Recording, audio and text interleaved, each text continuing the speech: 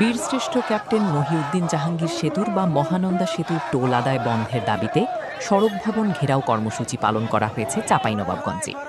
মঙ্গলবার ১৮ মে সকালে চাঁপাইনবাবগঞ্জ সড়ক ও জনপদ সওজ বিভাগের কার্যালয়ের মূল ফটকের সামনে চাঁপাইনবাবগঞ্জ নাগরিক অধিকার আদায় কমিটির ব্যানারে এই কর্মসূচি পালন করেন আন্দোলনকারীরা।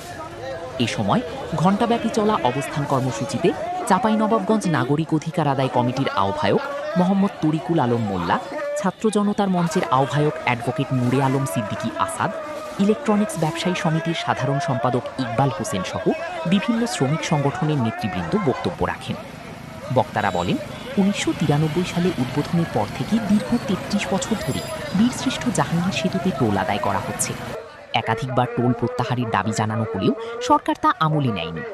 এ নিয়ে দফায় দফায় স্মারকলিপি প্রদান ও আন্দোলন করা হলেও কোনো কার্যকর ফল পাওয়া যায়নি। আর তাই চাঁপাইনবাবগঞ্জ নাগরিক অধিকার আদায় কমিটি চাঁপাইবাসীর কথা চিন্তা করে মহানন্দা সেতুর টোল প্লাজার সামনে সড়ক অবরোধ করে। আর এই দাবি পূরণ না হলে আগামীতে আরও কঠোর আন্দোলনের ডাক দেয়া হবে বলে হুঁশিয়ারি দেন আন্দোলনকারীরা। কর্মসূচিতে বিভিন্ন পরিবহন শ্রমিক ইউনিয়নের সদস্য, পরিবহন মালিক, শিক্ষা প্রতিষ্ঠানের শিক্ষক শিক্ষার্থী,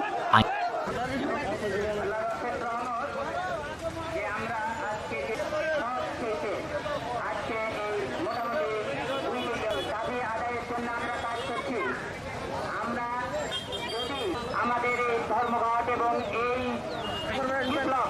যদি এই সড়ক ভবন কণ্ঠে কথা ব্যক্ত করে আজকের মতো এখানে সভা